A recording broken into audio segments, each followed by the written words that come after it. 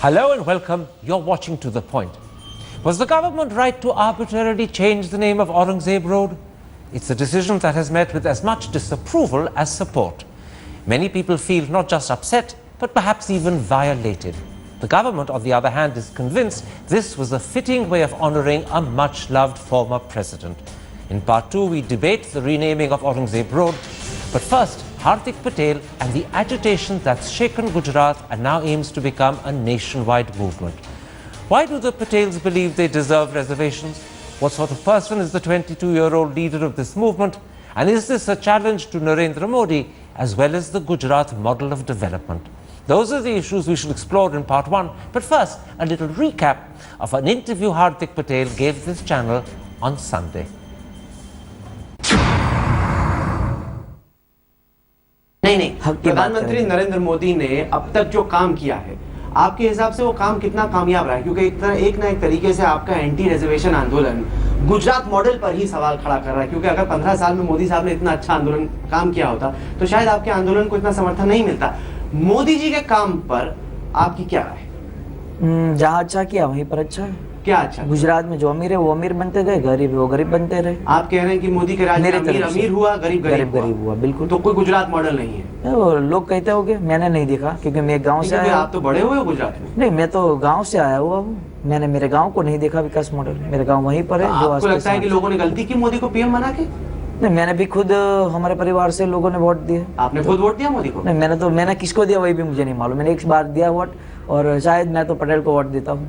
आपने जात दे के वोट दी? मैं जात देकर वोट देता हूँ। ये नहीं देखा कि वो बीजेपी का है कि कांग्रेस का। व्यक्ति अच्छा होना चाहिए अपनी जात का। जात का होना, जात ही इम्पोर्टेंट है।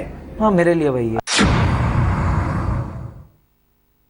कुछ तस्वीरें मैंने आपकी देखी, एक में आप सेल्फ लोडिंग राइफल लेके चल रहे थे, एक में पिस्तौल। आप कहते हैं कि शांतिपूर्ण आंदोलन है आपका, बंदूक लेके घूमने का क्या शौक है?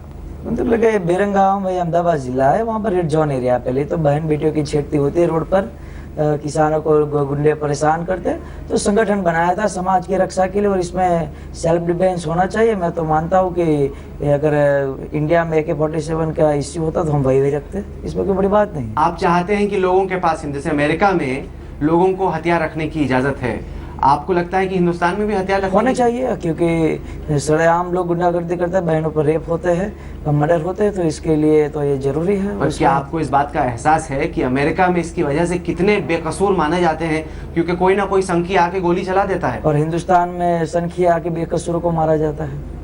तो क्या आपको लगता है कि वायलेंस का जवाब वायलेंस है?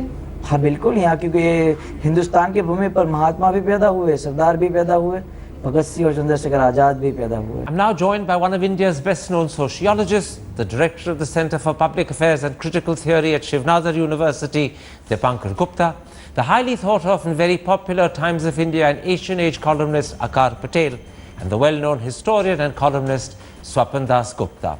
Akar Patel, how do you explain the fact that the Patels, who are a socially dominant community, are now demanding reservations, having earlier staunchly opposed it when the same was granted to the Kshatriyas?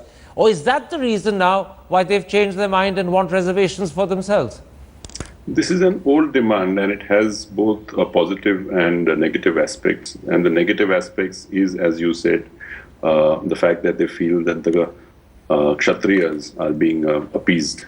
They were, in the Patel opinion, being appeased under the Congress for a long time, and now they believe that this has continued under the BJP.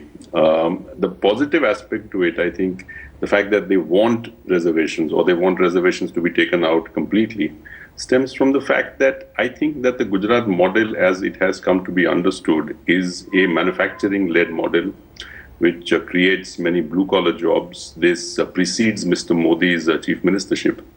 It doesn't have too many white-collar jobs. It doesn't focus on the services industry. One aspect of this is the lack of English, which is not taught in government schools till class 5, by when it is too late. I think this aspect, if you look at all the Patel agitators, these are not the sort of people we would encounter in public agitations in Delhi or Bombay or Calcutta or in Chennai. These are Gujarati medium kids who can't get white-collar jobs. One reason for that, I believe, is the lack of English. I'll pick up on the point you make about the Gujarat model and the fact that it might not be able to meet the demands that have been raised by these people. But first, Dipankar Gupta, I want to come to an article you wrote in The Wire just a couple of days ago. You point out that in Gujarat, the Patels dominate the urban and rural economy of the state, which makes them unique in caste terms. You point out that they dominate the private sector, they control the diamond polishing and the groundnut oil trade. 70% of all micro, small and medium enterprises are owned by them. 1/3 of the state's ministers are Patels. And yet, your article also says that in the way social backwardness is calculated, they could quite easily qualify to be socially backward. For many, that's a sort of contradiction. Can you explain that?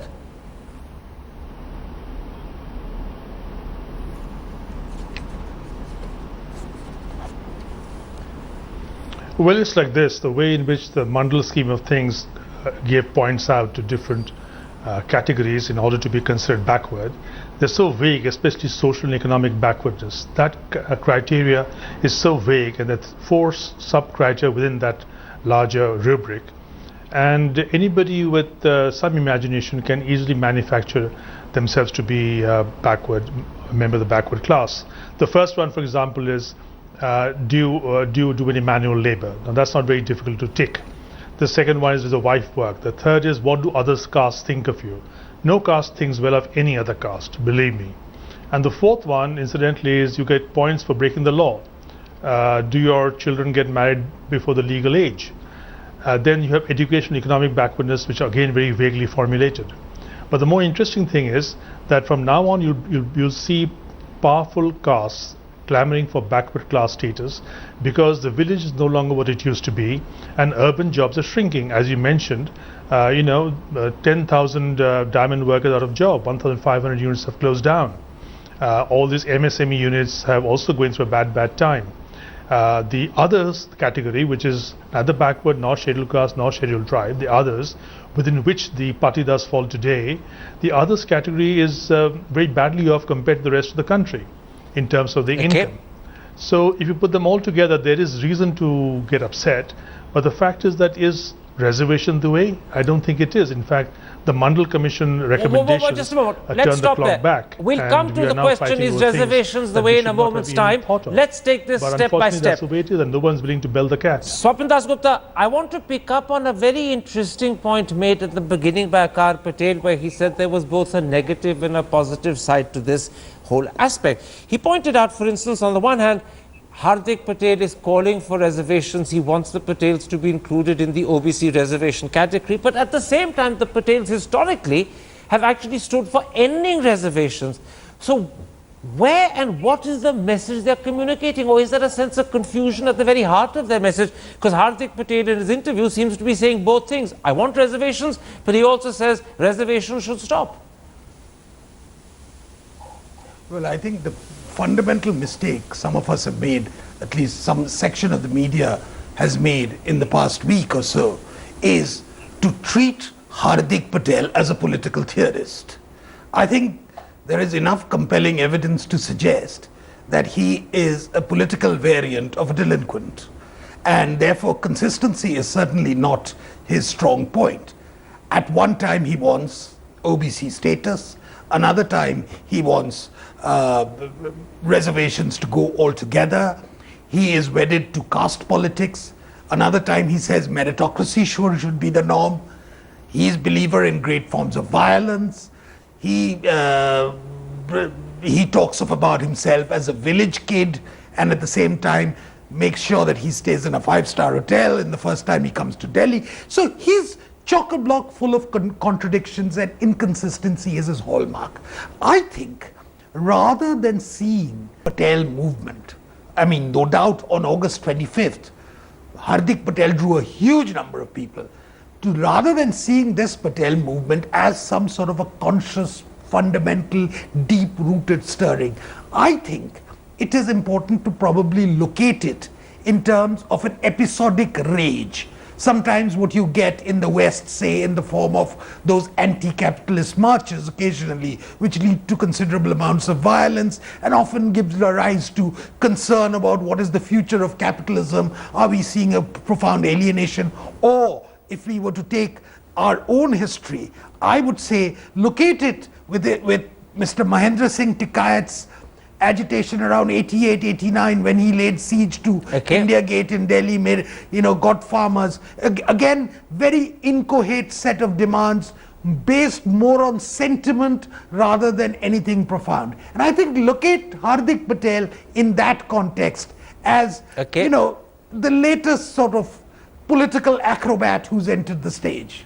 Akar Patel, you made a very interesting point which was based upon your understanding of the Gujarat GDP. You pointed out that in fact it's much more dependent on manufacturing than it is on services, and this is because of the lack of English in the state.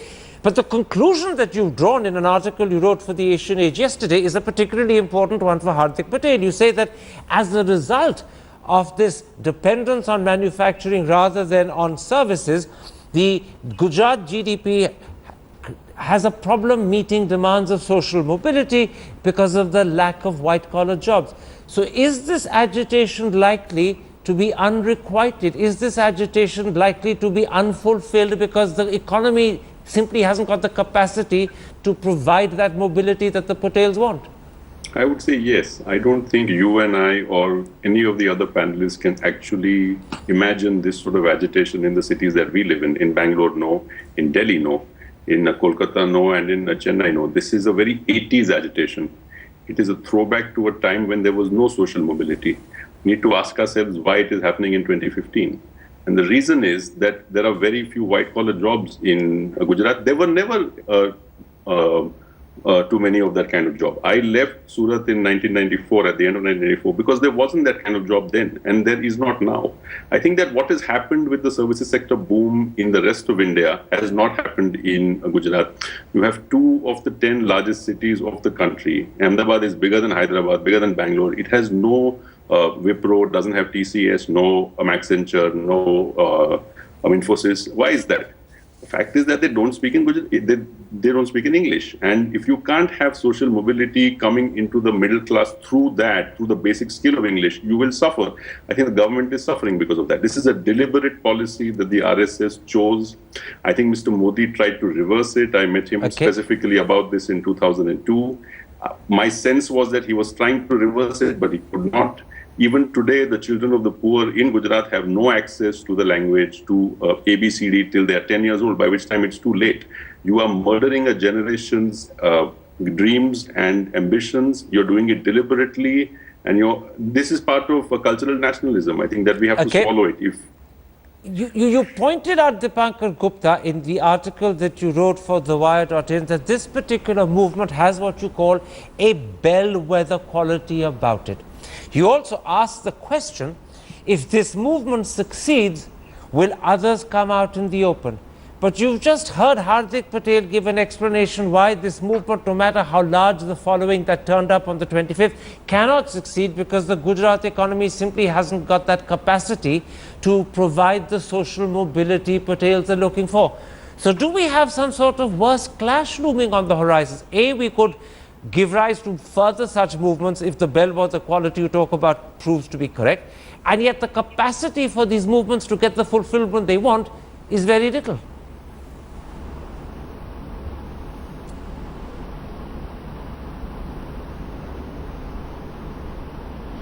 Look, all these movements, whether there's a movement led by the Jats or by the Yadavs, or indeed by the Shiv Sena too, they don't really deliver what they promise to. They cannot, because the economy does not work according to the whims and wishes of identity politicians. It won't happen, but it will do well for politicians individually and for the little organization to keep sprouting this kind of message. It is not as if they can deliver on the ground, but they can deliver to themselves, and that's what caste politics is all about, and that's what mandal reservations are all about. Sure, they will not be able to deliver, there's no doubt about it. Look at the way things are going now and what happened in the past too. A mention was made of Mahendra Singh Tikayat. The Mahendra Singh Tikayat is a person I knew rather well. He was not ideologically motivated at all. All he wanted was free electricity, and he got people around him. There is no clear doctrine in the case of Hardik Patel, and for good reason. Historically, the Patels have always had a slippery grip on the identity. Sometimes they were Kunbis, then they became Patels, then they wanted to be Kshatriyas, then they said, no, we are Baniyas, and now they say we are backwards.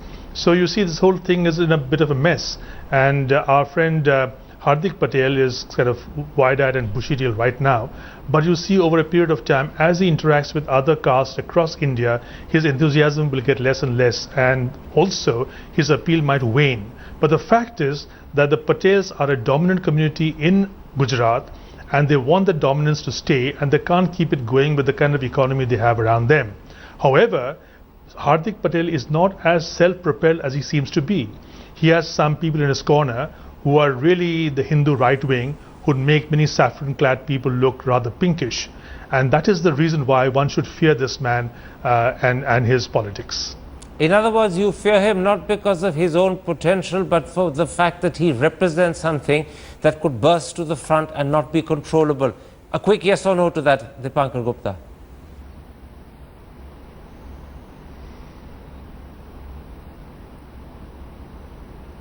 Yes. I mean, if he gets going, then probably the right-wing politics of a country will take a much sharper turn, and that will be disaster for everybody. Swapan Das Gupta. He has also Bal Thackeray as his hero, by the way. Absolutely. Swapan Das Gupta, given your own characterization of this particular movement and the way you described it a moment ago, do you believe Hardik Patel can succeed in extending the movement to cover the Kurmis, the Gujars and the Jats? Or do you believe that on top of the problems you mentioned, there are at least two others? Firstly, the rivalry between the Gujars and Jats, and secondly, the entrenched historical anti-reservation strain which is part of the Patel tradition in Gujarat? See, Karan, for a caste movement to enlarge itself beyond state boundaries takes a lot of doing. Number one, you need the presence of a caste community which has a perceived sense of community outside state boundaries, which is certainly not the case with the Patidars of Gujarat. Although some people might suggest that some of the Kurmis of Eastern Uttar Pradesh and Bihar are sort of fellow Patels. But apart from that, secondly, there is also has to be a longer tradition of demanding something in a consistent way and trying to have cross-caste alliances. Now, the cross-caste alliances which the Patels in Gujarat have effected so far have been based on the demands for political power. And that's part of electoral politics. And that's going on. Now, to my mind, there is very little to suggest that as of now, despite the considerable number of people which he actually mobilized, and the unfortunate case of the police excesses which led to a lot of sympathy for Hardik Patel's movement, I think there is very little to suggest so far that this movement has actually acquired deeper roots. And Hardik Patel, what function is he going to do by allying himself with the Jats or with the Reddis in Andhra Pradesh or with the Vokalingas of Karnataka? I'm talking about similar communities. The point which Akar has mentioned is very, very relevant.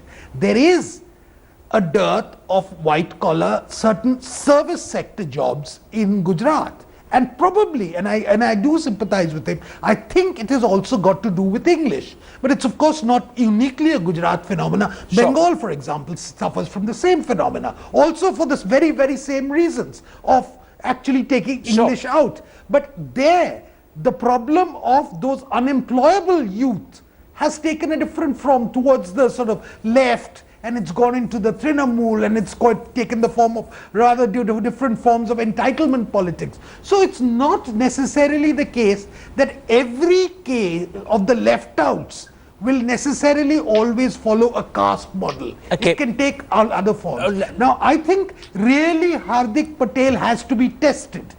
And I would be hesitant to actually give his movement so far any longer term prospect till other empirical evidence is available. Let's focus briefly, Akar Patel, on Hardik. He is, after all, just 22 years old, but he's become quite clearly a mass leader. How do you explain to yourself his incredible rise and the apparent influence or hold that he has on the Patel community? It's very unusual for a 22-year-old to achieve that so young in life. I think, like all demagogues, he's very good at what he does, which is speak well. I think he's able to rally around people around a shallow interest. He's quite thuggish. And I think that that sort of violent rhetoric especially appeals to the Patels. The BJP used it for many decades, rallying the Patels around Hindutva. And I think that it's the sort of thing, reservations, I mean, which would actually appeal to that group. I would agree in large measure with what Shopan Dasgupta has said. I think that there is very little depth in the movement other than pure anger, other than pure resentment. I think for it to be extended out into the nation, it would need to link into other complex things, which I don't think this young man has a grasp of. The Patels have historically been aligned to the BJP through Hindutva as well as through caste politics. I think as long as the Hindutva link remains, it will be very difficult, in my opinion, for Hardik Patel and his gang to completely separate that bind that ties the Patels with the BJP. Now, Dipankar Gupta, yesterday at the press conference that Hardik Patel held, he called upon his supporters, and I'm quoting him, to speak with swords instead of garlands. He also said, I believe in straight talk, not pleasing people. Is this the voice of a new assertive leader, or is it the verbal gimmickry of a 22-year-old struggling to both appear older and wiser than perhaps he actually is?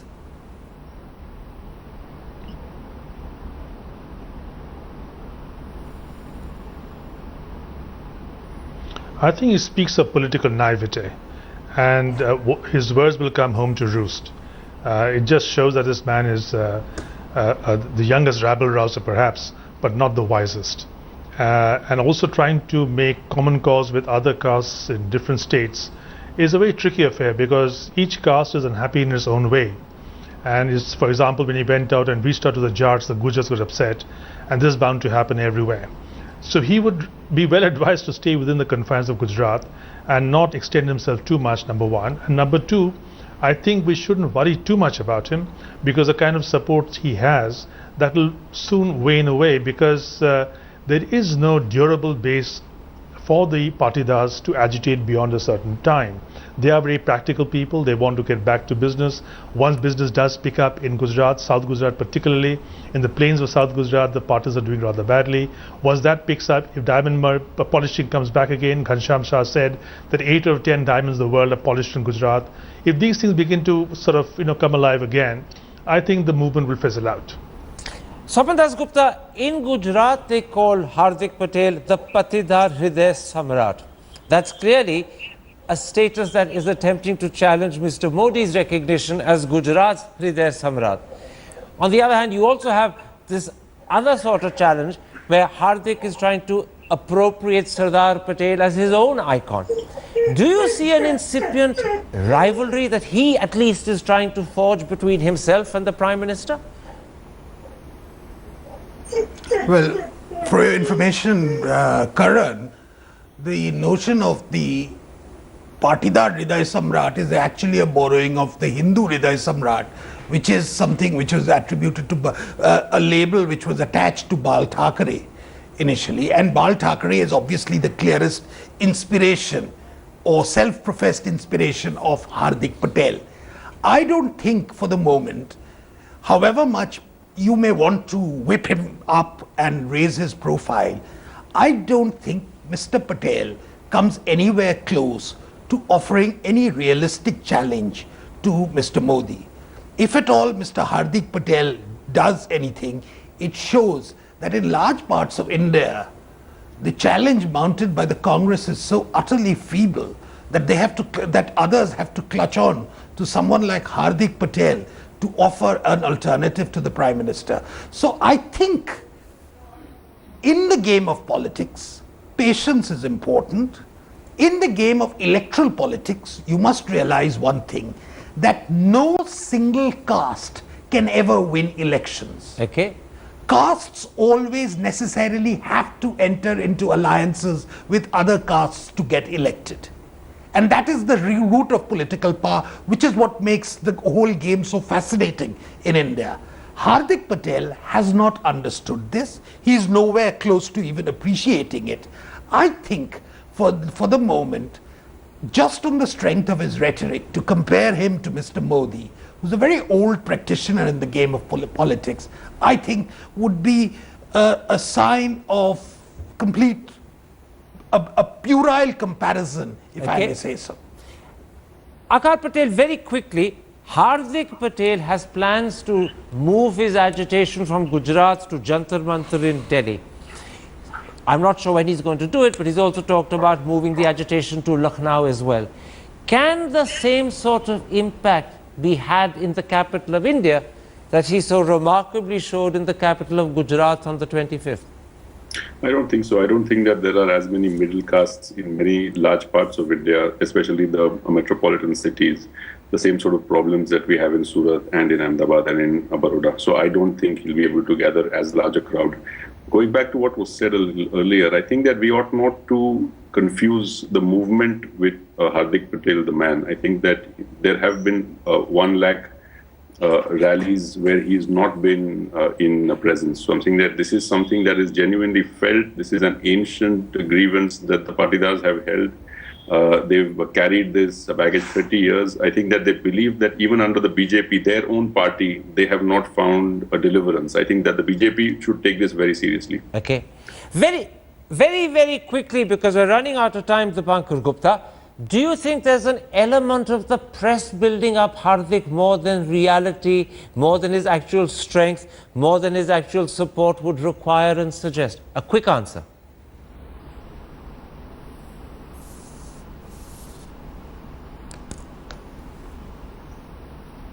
Well, the press is obliged to build him up because he had a kind of a gala opening in Gujarat, and the press will follow him for some time. But as soon as his popularity dwindles, I think the press will also walk away. The press does not make a politician; press follows the politician. And as far as caste politics go, I've been saying this for a very long time, that caste politics only makes caste politicians. It does not really help people of that caste. All right, gentlemen, we'll leave it there. My thanks to all three of you for joining me.